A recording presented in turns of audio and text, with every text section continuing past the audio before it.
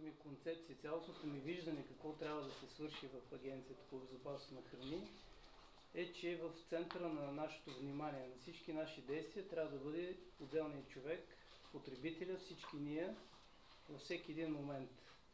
В този смисъл това не са някакви празни заклинания. Действително потребителската насоченост на агенцията трябва да се засили. Защото очакванията за този орган с неговото създаване бяха изключително високи. Те се поддържаха под някаква форма в тези години, в които работи агенцията, но ако не се свършат някои конкретни стъпки в посока на подобряване на нейната ефективност, тази подкрепа, която агенцията се ползва с определена подкрепа от обществото, от професионалната общност, тя би ерозирала, ако не се случат неща в посока на интересите на всеки потребител. Всеки потребител трябва да се чувства сигурен във всеки един момент. Едно от нещата, които се случиха, когато се създаде агенцията, тя събра няколко преди действали органи за контрол, които в крайна сметка малко или повече механично се събраха.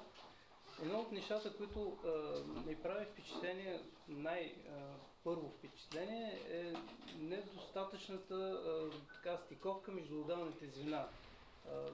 Във всички случаи ще последват действия, свързани с оптимизиране на дейността на агенцията, с оптимизацията на действията на отделните звена, координацията между тях.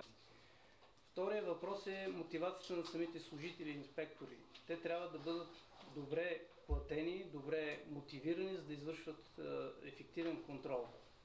Това, което заварих, са едни относително ниски нива на заплащане, едни от най-ниските в земеделския сектор, което не е справедливо според мене.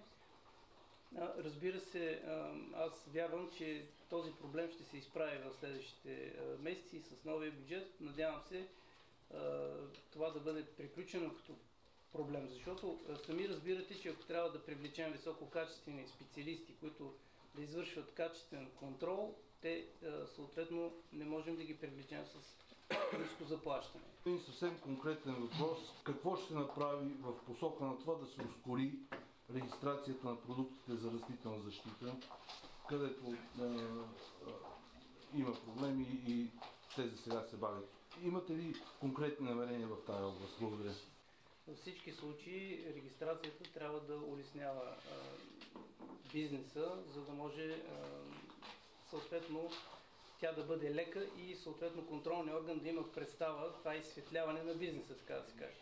Сега принципно знам, че има едно изоставане в регистриране на... И подписване на заповедите. Точно така. Това ще бъде наваксано, но в момента, в който